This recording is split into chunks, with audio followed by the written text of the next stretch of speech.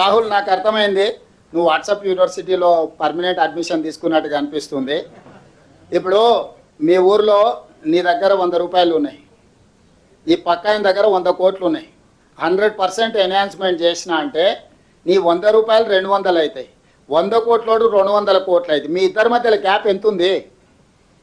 Percentage కాదు ఇక్కడ, number is important. నువ్వు పర్సంటేజ్తో నరేంద్ర మోడీ అబద్ధాలు ఏవైతే చెప్తుండో వాట్సాప్ యూనివర్సిటీలో దాని ఇన్ఫ్లుయెన్స్ ఎక్కువ ఉన్నట్టుంది. ఇక్కడ పర్సంటేజ్ కాదు, పాయింట్ ఈజ్ నెంబర్. ఆ నెంబరే మనకు జరుగుతున్న అన్యాయం. వాజ్పేయి ప్రభుత్వం ఒక్క ఓటుతో పడిపోయింది. ఈరోజు నేను ఇప్పటి దగ్గర గొంతు దించుకొని చెప్పింది అదే. కేరళలో ఈరోజు 20 ఉన్నాయి, ఉత్తరప్రదేశ్లో 80 ఉన్నాయి. వాటి రెండింటి మధ్యలో అంతరం 60.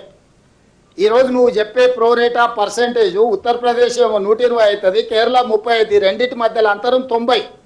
30 సీట్లు అదనంగా అన్డ్యూ అడ్వాంటేజ్ వస్తుంది ఉత్తరప్రదేశ్కి. Mister Rahul, you try to understand. You are a Hindu, one of the important newspaper journalist. You have to understand what is the number. The number is important in politics.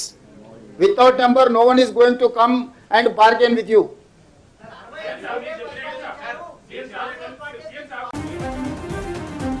That is what मैं कोशिश कर रहा हूँ. मैं opportunity के लिए मांग रहा हूँ, महिलाओं के लिए, मेरा जाति के लिए. इस देश में जो चल रहा है वो ठीक नहीं है. जो सीट बढ़ेगा तेलंगाना में, अगर सीट बढ़ गए तो instead of 26, if I get 30 seats, 10 seats will go to Mahila reservation. Otherwise, they get only 9 or 8. तो जो आप महिला आरक्षण के नाते पे आप सब कुछ को नुकसान नहीं करवा सकते, नहीं पहुंचा सकते, इसीलिए वो चर्चा होना है. इसीलिए मैं नंबर के साथ साथ आपके सामने पूरा दिखाए, साफ साफ इतना नंबर है, साउथ में इतना नंबर है, नॉर्थ में इतना नंबर है. पॉलिटिकल पावर नंबर के हिसाब से हो जाएंगे. हम टैक्स पे करना, दिल्ली जाके सैल्यूट मारना, इतना ही बन जाएंगे हम लोग. तो ये हर केस हम लोग नहीं मानेंगे. తక్కువ జనాభా ఉండి ఎక్కువ సీట్లు ఉన్నది ఆల్రెడీ దేశంలో ఉన్నది. నేను అదే చెప్పిన, ఈశాన్య రాష్ట్రాలలో కేంద్రపాలిత ప్రాంతాలలో జనాభా ప్రాతిపదికన ఇవ్వలేదు, ప్రాతినిధ్యం ప్రాతిపదికన అక్కడ సీట్లు ఇచ్చిండ్రు. గోవాలో ఈరోజు 2 ఉన్నా, డయ్యూ డామన్లో సిక్కింలో ఇచ్చిన వాటిని ఇట్లాంటివి చెప్పుకుంటూ వెళ్తే ఇవన్నీ కూడా ఆ ప్రాంతాలకు చట్టసభలలో ప్రాతినిధ్యం ఉండాలని నెంబర్లు కేటాయించారు.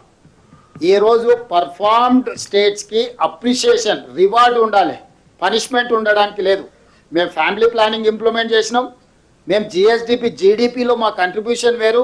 ఇప్పుడు దేశ జనాభాలో మేము 2.5% తెలంగాణ, ఈరోజు మేము 5% జీడిపి ఇస్తున్నాం. అట్లనే కేరళ కానీ, తమిళనాడు కానీ, ఆంధ్రప్రదేశ్ కానీ, మహారాష్ట్ర కానీ వీఆర్ కంట్రిబ్యూటింగ్ మోర్. ఈ రాష్ట్ర మహారాష్ట్ర, కర్ణాటక, ఆంధ్రప్రదేశ్, తెలంగాణ, తమిళనాడు, కేరళ ఈ రాష్ట్రాలు 53% ఆదాయం ఇస్తున్నాయి దేశానికి. మిగతా భారతదేశం అంతా 47% ఇస్తే ఇక్కడున్న ఈ రాష్ట్రాలే 53% దేశ ఆర్థిక స్థూల ఉత్పత్తిలో భాగస్వాములు. మమ్మల్ని ఏ రకంగా శిక్షిస్తామని నేను అడుగుతున్నా. ఇంకా లెక్కలేయలే, ఒక ప్రపోజల్ ఇస్తున్నాం, దాని మీద డీటెయిల్స్ వర్కౌట్ చేయాలా, వాటి మీద సైంటిఫిక్ మెథడ్ చేయాలి. అంటే జిఎస్డిపి ఒక్కొక్క రాష్ట్రంలో ఎంత ఉంది, ఆ ప్రోరేట్ ఏ విధంగా ఉంటుంది, first terms of reference decide అయిన తర్వాత ఎక్కడ ఎన్ని వస్తాయో. నేను సింపుల్ సుప్రీంకోర్టు జడ్జిమెంట్స్ని కోట్ చేస్తున్నా. టైమ్ అండ్ అగైన్ సుప్రీంకోర్టు విద్యలో కానీ, ఉద్యోగాలలో కానీ, స్థానిక సంస్థల్లో కానీ రిజర్వేషన్లు 50% మించకూడదు, 50% మెరిట్కు ఉండాలి, 50% రిజర్వేషన్లు ఇవ్వమని చెప్పిండ్రు. ఈరోజు మా మెరిట్ ఏంది? దేశ స్థూల ఉత్పత్తిలో అత్యధిక భాగం మేము భాగస్వాములం, అది మా మెరిట్. దానికి 50% ఇవ్వు. నువ్వు జనాభా అంటావో ప్రోరేట్ అంటావో మిగతాది 50% తీసుకో. సుప్రీంకోర్టు జడ్జిమెంట్నే మీరు స్ఫూర్తిగా తీసుకోమంటున్నా నేను. అంటే ఎట్లా, అంటే ఏ విధంగా, ఎట్లా ఉల్లంఘిస్తున్నా అన్నాడు బండి సంజయ్ గారు. అంటే మహిళా రిజర్వేషన్లోనేనా? నేను ఒక ప్రశ్న బండి సంజయ్ గారిని అడిగిన. ఆయన పార్టీ ఎప్పుడు ప్రారంభించానో ఆయనకు తెలుసో తెలియదో నాకు తెలియదు. ఏప్రిల్ 6, 1980లో భారతీయ జనతా పార్టీ ప్రారంభించారు. ఇప్పటి వరకు 15 సార్లు ఆ పార్టీకి అధ్యక్షుడు నియామకం జరిగింది. ఒక వ్యక్తి 2 సార్లు ఉండొచ్చు, 3 సార్లు ఉండొచ్చు. ఇప్పటి వరకు 1980 ఏప్రిల్ 6 తారీఖు నాడు ప్రారంభించిన భారతీయ జనతా పార్టీ 15 సార్లు నితిన్ నబీన్ లేటెస్ట్ ప్రెసిడెంట్ వరకు 15 సార్లు ఆ పార్టీకి అధ్యక్షుడిని నియమించుకున్నారు. ఈ 15 సార్లు అధ్యక్షుడిని నియమించుకున్నప్పుడు ఒక్క మహిళనైనా ఒక్కసారైనా పార్టీ అధ్యక్షురాలుగా నియమించుకున్నారా? నా సూటి ప్రశ్న నరేంద్ర మోడీ గారికి, బండి సంజయ్ గారికి. భారతీయ జనతా పార్టీకి 46 సంవత్సరాలల్లా ఒక్క మహిళా అధ్యక్షురాలినైనా నియమించుకున్నారా? మహిళల పట్ల వాళ్ళకున్న చిత్తశుద్ధి, మహిళల పట్ల వాళ్ళకున్న గౌరవము, వాళ్ళ పార్టీకి అధ్యక్షురాలినే నియమించుకోనోళ్ళు, మహిళా అధ్యక్షురాలు, మహిళా ప్రధానమంత్రి, దేశంలోనే కాంగ్రెస్ పార్టీలోనే లాంగెస్ట్ సర్వ్డ్ మహిళా ప్రెసిడెంట్ శ్రీమతి సోనియా గాంధీ గారు, శ్రీమతి ఇందిరాగాంధీ గారు. అట్లాంటి మహిళా అధ్యక్షురాళ్ళ నేతృత్వంలో పనిచేసే మమ్మల్ని మహిళలకు అన్యాయం చేస్తున్నామని ఆరోపణ చేస్తే ఇక వాళ్ళని చూసి నవ్వాలన్నా ఏడవాలన్నా నాకైతే అర్థమవుతలేదు. బండి సంజయ్ గారు ఏదైనా మహిళల పక్షాన మాట్లాడాలంటే వాళ్ళ పార్టీ జాతీయ అధ్యక్షురాలుగా ఒక మహిళను నియమించుకొని ఆ మహిళ ఆలోచన ఏముందో ఒక్కసారి మాట్లాడి. బండి సంజయ్ మాట్లాడేది దక్షిణాదిలో ఉన్న ఎస్సీ ఎస్టీ మహిళలకు వ్యతిరేకము.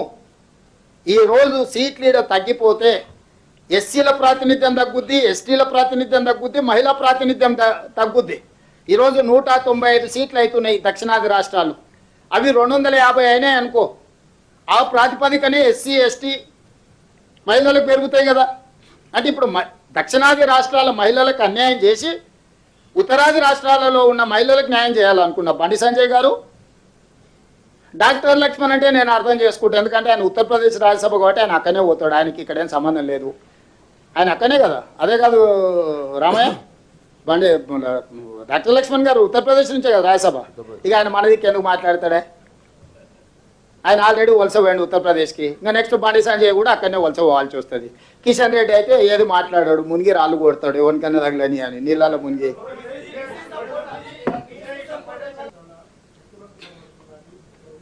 ఆలోచన చేస్తున్నాము. ఇప్పుడు పార్టీతో మాట్లాడినాము. ఇప్పుడు నిన్నమని ఆయన ఆయన మీటింగ్కి వచ్చినాయని వాళ్ళు ఫిరాయించినట్టుగా అనిపించింది. నేను మాట్లాడిన కదా ఇది అంతేదో బాగానే ఉన్నట్టు ఉందని. సిబిఐ దెబ్బకే అన్నీ దిగిపోయినాయి. అక్కడ అందరు సపోర్ట్ చేసిరు. ఆ రోజు అక్కడ ఓపెన్గానే బయటకు వచ్చి మాట్లాడాను కదా వెంకటరాజు, నువ్వు చూడలే? ఏదా పెంచడానికి అభ్యంతరం లేదంటుండు. అదేనా అంటే మోడీకి అనుకూలంగానే ఉన్నాడు కదా. ఎట్లా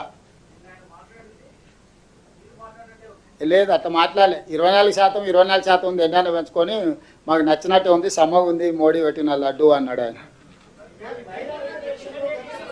ఎస్, మేము పార్టీ డిమాండ్ చేసింది ఆల్రెడీ. మా వాళ్ళు మాట్లాడినారు, ఖర్గే గారు చెప్పారు. 2023 బిల్లు వచ్చినప్పుడు శ్రీమతి సోనియా గాంధీ గారు ఈ మహిళా కోటాలలో బీసీల కోటా కూడా ఉండాల్సిందే, కోటాలో సబ్ కోటా ఉండాల్సిందే అని చెప్పి లోక్సభలో సోనియా గాంధీ గారే మాట్లాడారు. మా స్టాండ్ అదే. ఈ ఉమెన్ రిజర్వేషన్లో బీసీ రిజర్వేషన్ కూడా అమలు చేయాలనేది మా డిమాండ్. మేము ఆ మాట కట్టుబడి ఉన్నాం. సిడబ్ల్యూసీలో కూడా స్పష్టంగా ఈ అంశం చర్చకు వచ్చింది. పార్టీ ఆ నిర్ణయానికి కట్టుబడి ఉంది.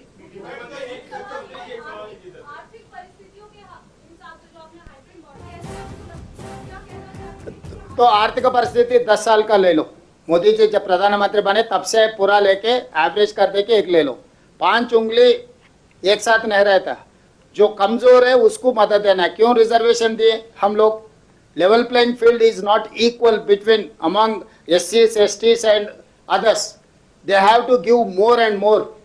So now my point is that south population is less. अब ज्यादा दे दो, बड़ापन दिखाओ। अब गुजरात छोड़ के उत्तर प्रदेश क्यों गए? किस लिए गए? तो मोदी जी से यही कह रहा हूँ, आप जो बोल रहे हैं 5 उंगली बराबर नहीं है, मैं भी मान लेता हूँ। Economic is criteria. आप जो तरीका से जो करना चाह रहे हैं, जिसको जो देना चाहता है, इकोनॉमिक इंडेक्स लेके उसी हिसाब से बना दो बोल रहे। तो जब हर बार नहीं, 10 ईयर्स प्रो रेटा ले लो, 10 ईयर्स का पूरा लेके एवरेज करो और 25 साल को फिर दोबारा करेंगे ना डिलिमिटेशन, तब भी ये 25 साल का पूरा ले लो इकोनॉमिक स्टेटस इंडेक्स। और पिछले 25 साल जो किया 2009 में डिलिमिटेशन लागू हुआ ना, तब से लेके आज तक पूरा कैलकुलेट कर दो। ये 15-16 साल में जितना है, आगे जब जो तारीख से जो अमल करना चाहते हैं वहां तक आप इंडेक्स ले लेके उसी हिसाब से आप कैलकुलेट कर दो। नहीं है तो जैसा north eastern states and union territories को जो स्पेशल प्रिविलेज दिए, smaller state and southern states को स्पेशल प्रिविलेज दे दो। 25 साल के लिए ये special privilege north eastern states को, जो यूनियन टेरिटरीज को आज जो स्पेशल प्रिविलेज है, छोटे राज्यों को और सदर्न साउथ स्टेट्स को वही प्रिविलेज दे दो 25 साल के लिए। उसके बाद देखेंगे 25 साल के बाद जो होता है, तब क्या करना है, कैसे करना है, तब लोग तय करेंगे। प्रमोद जी,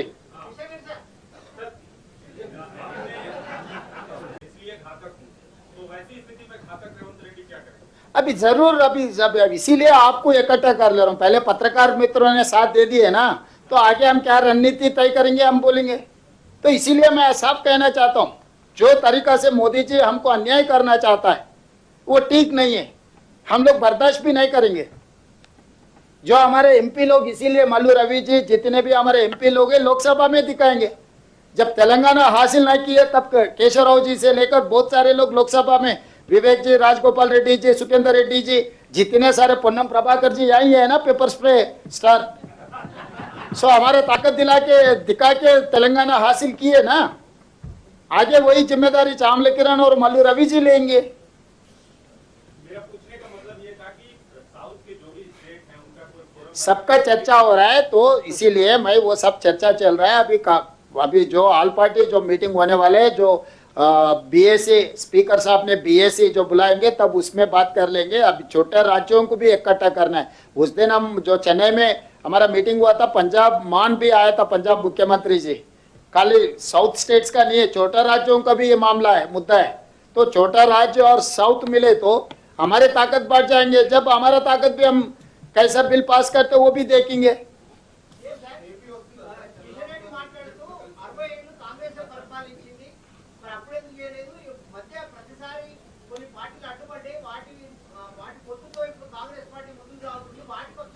అందుకే కిషన్ రెడ్డి గారికి ఇప్పుడు నీకు కూడా నేను చెప్పింది అదే, దేశ స్వతంత్రం వచ్చినాక మహిళలకు పురుషులతో పాటు సమానమైన ఓటు హక్కు ఇచ్చింది మేమే, స్థానిక సంస్థలల్లో రిజర్వేషన్లు ఇచ్చింది మేమే, లోక్సభలో రాజ్యసభలో మహిళా బిల్లులు, అసెంబ్లీలో లోక్సభలో బిల్లు పాస్ చేసింది మేమే. ఇన్ని పనులు మేం చేసిన తర్వాత ఈ రోజు కిషన్ రెడ్డి గారు 60 ఏళ్ళు మీరే ఉన్నారు, 60 ఏళ్ళు ఇవన్నీ చేసినాం స్వామి. మా పార్టీకి శ్రీమతి ఇందిరాగాంధీ గారి కాడి నుంచి సోనియా గాంధీ వరకు అధ్యక్షురాలుగా నియమించుకున్నాము. రాష్ట్రపతి, ప్రధానమంత్రి, గవర్నరు, స్పీకరు అందరు మహిళలకు ఇచ్చిన మీ 60 ఏళ్ళ మేము, మీరు 46 ఏళ్ళ మీ పార్టీకి ఒక్క మహిళా అధ్యక్షురాలనైనా నియమించుకున్నారా కిషన్ రెడ్డి గారు? ఒక్కసారి దీనికి జవాబు చెప్పండి. జనరల్ సెక్రటరీ ఆర్గనైజేషన్ అనే ఒక పదవి ఉంటుంది, తెలుసు కదా, నరేంద్ర మోడీ గారు ఉండేవాళ్ళు. అంతకుముందు ప్రమోద్ మహాజన్ ఉండేవారు జనరల్ సెక్రటరీ ఆర్గనైజేషన్ అని, వెంకయ్య నాయుడు గారు ఉండేటోళ్ళు. జనరల్ సెక్రటరీ ఆర్గనైజేషన్ అనే పదవి ఒక మహిళకి ఎప్పుడైనా భారతీయ జనతా పార్టీలు ఇచ్చిండ్రా?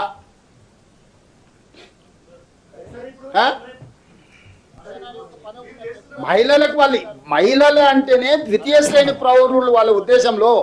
మహిళల్ని చిన్న చూపు చూడడమే భారతీయ జనతా పార్టీ లక్షణము, అవలక్షణము.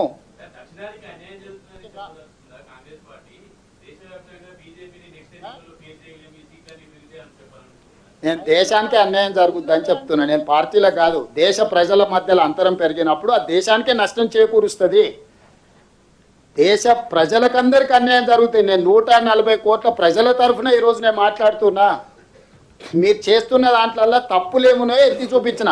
చిన్న రాష్ట్రాలకు ఎట్లా నష్టం జరుగుతుంది, దక్షిణాది రాష్ట్రాలకు ఎట్లా నష్టం జరుగుద్ది, దక్షిణాదిలో ఉన్న దళితులకు, ఆదివాసులకు ఎట్లా నష్టం జరుగుతుంది, మహిళలకు ఎట్లా నష్టం జరుగుతుంది, ఈ అన్ని నష్టాలు కూడితే దేశానికి ఎట్లా అన్యాయం జరుగుతుంది, నష్టం జరుగుతుంది. దేశ ప్రయోజనాల దృష్ట్యానే నేను మాట్లాడుతున్నా. ఈరోజు ఒక ఇండివిజువల్ ఆర్ ఒక ఏరియా కోసం నేను మాట్లాడట్లేదు. నేను దేశం యొక్క, ఎందుకంటే స్వతంత్రం తెచ్చింది మేము, రాజ్యాంగం ఇచ్చింది మేము, రిజర్వేషన్లు దళితులకు, ఆదివాసీల నుంచి, ఎస్టీల నుంచి మహిళల వరకు రిజర్వేషన్లు ఇచ్చింది మేము. ఈ దేశాన్ని కాపాడుకోవాల్సిన జిమ్మేదారి కూడా మాకే ఉంది. ఆ ఆలోచనతోనే ఈరోజు మీ అందరికి చెప్తున్నాం, మీరు కూడా భాగస్వాములే.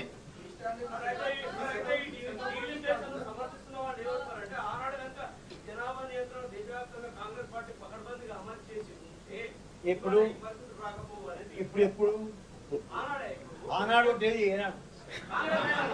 అది ఏనాడే అది 1950 ప్లీజ్ తినండి. 51 లోపల కూడా చేసింది కాంగ్రెస్ పార్టీ, 61లో చేసింది కాంగ్రెస్ పార్టీ, 76 లోపల డిఫరెన్సెస్ ఉన్నది ఆపింది కాంగ్రెస్ పార్టీ. ఆగినాం.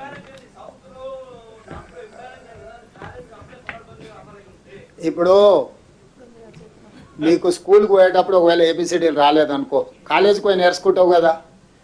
ఆ రోజు జరిగిన వాటిలో ఏవైనా లోపాలు ఉంటే ఈరోజు సవరించుకోవడానికి అవకాశం వచ్చింది. మనం పుట్టంగానే అన్నీ రావు కదా మనకు, ప్రతిదానికి కొంత సమయం ఉంటుంది. ఒక పరిణామ క్రమంలో మనం ఎదుగుతాం. ఈరోజు దక్షిణాది ప్రాంతము లేకపోతే తెలంగాణ యొక్క పాత్ర కేంద్ర ప్రభుత్వంలో లేకపోతే బండి సంజయ్ కిషన్ రెడ్డి మంత్రులు గారు గేటు బయటనే నించొని మోడీ గారికి వచ్చేవాడికి పోయేవాడికి నమస్కారం పెట్టుడు తప్ప దేనికి పనికిరారు. బంట్రోతులుగా మారాల్సి వస్తుంది కేంద్ర మంత్రులుగా ఉన్న వీళ్ళు. ఈ పరిస్థితి వాళ్ళకు కూడా వస్తుంది ఎల్లుండి పొద్దున్నే. ఇప్పుడు రాజకీయాలలో ఉన్నప్పుడు వాళ్ళు ఏమనుకుంటారు, వచ్చే తరానికి వస్తుందేమో మాకేముందిలే అని. ఇది అమలు కాగానే వీళ్ళు అవసరమే లేదు. ప్రభుత్వం ఏర్పాటులో తెలంగాణ పాత్రనే ఉండదు. కేంద్ర ప్రభుత్వంలో తెలంగాణ పాత్ర లేనప్పుడు వీళ్ళకేమిస్తారు? బంట్రోతు ఉద్యోగం కూడా ఇయ్యరు. ఫస్ట్ అది అర్థం చేసుకోమని వాళ్ళని ఫస్ట్ సమస్యను అర్థం చేసుకోమని. సమస్యను అర్థం చేసుకున్నాక ఎవరి మీద ఆరోపణలు చేయాలా, ఎవరిని నిలదీయాలనేది మళ్ళీ చర్చ చేద్దాం. అంతే తప్ప మోడీ గారు చెప్పిండ్రు కాబట్టి మేము గుడ్డే దిశలో పడ్డట్టు మేము పోతామని అంటే అది మొత్తం ప్రజలకే నష్టం జరుగుద్ది. నీది మోడీది కుటుంబ సమస్య కాదు, ఇది ప్రజల సమస్య. అందుకే ఈ ప్రయత్నం చేస్తున్నాం. Yes,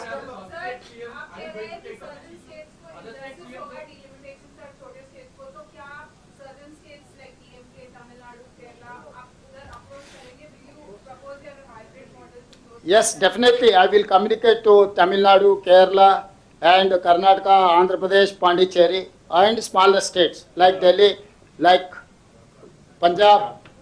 Definitely I will write a letter to all these chief ministers or important political parties. Why? Because this is the time to take a firm decision and we have to express our firm opinion on these issues. This is the biggest thing in the country. So that is why 543 frozen in 1976 itself. So forethought of Indira Gandhi ji, last 50 years, she has noticed after 1970 they have implemented family planning. That is how South population is reduced and North population has been increased. She has noticed in 1976 itself. That is why she has imposed a ban on increasing of seats. She has never says no for delimitation. Delimitation is something different from increasing of seats.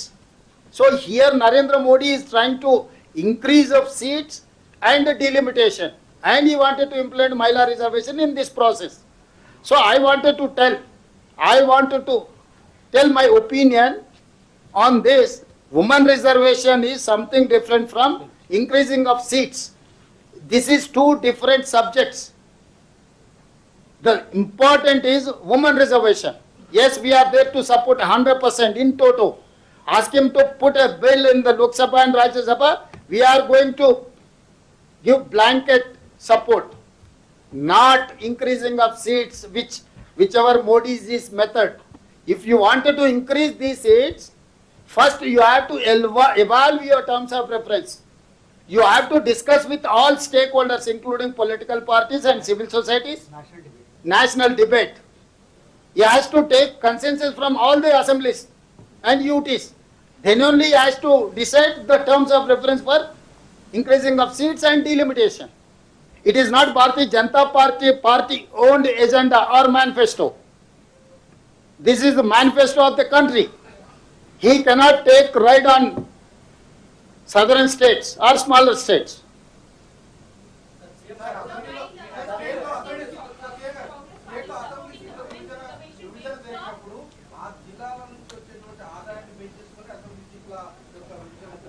చాలా మంచి ప్రశ్న అడిగినావు, ధన్యవాదాలు.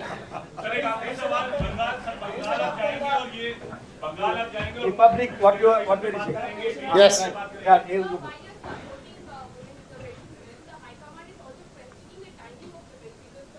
Yeah, it is there. Many constraints are there. That is what, see, already whatever High Command has to say, they have put on paper. our AICC president has written a letter to Speaker and Prime Minister of India. So they have told their opinion. My point is very limited to the point. So in total, I have agreed with my AICC president and my parliamentary party, and I have additional 2-3 points. I am putting across the table all these points. Thank you. Yes. अगर आप बंगाल चुनाव में जाएंगे, वहाँ campaigning करेंगे और क्या बताएंगे डिलिमिटेशन के बारे में वहाँ लोग? जरूर, जहाँ पर जो बोल दिया वहीं पर सीधा सीधा बोलूंगा। आप कोई, मैं देश के लिए, देश भला के लिए मैं बात कर रहा हूँ, मैं किसी के इंडिविजुअल के खिलाफ नहीं है। बंगाल को भी मैं कन्विंस करूंगा। जब तेलंगाना बिल अलग राज्य बनाने के लिए जितने सारे राज्यों को केशवराव साहब लोग इकट्ठा किए ना, तो वो लोगों को कोई राज्य से लेना देना नहीं है, तो भी हमारे साथ खड़ा होकर मदद दी है ना ममता दीदी ने, लालू जी ने। तो इसमें भी हम लोग हमारा आवाज सुनाएंगे, हम जो तकलीफ सुनाएंगे, हमारे तकलीफ देकर कोई भी हमारे मदद में आ जाएंगे। So Bengal Telangana one and the same in with emotion. हम कभी भी बंगाल से कोई पंगा नहीं लिए। हमारा पसंद है बंगाल टाइगर। Thank you.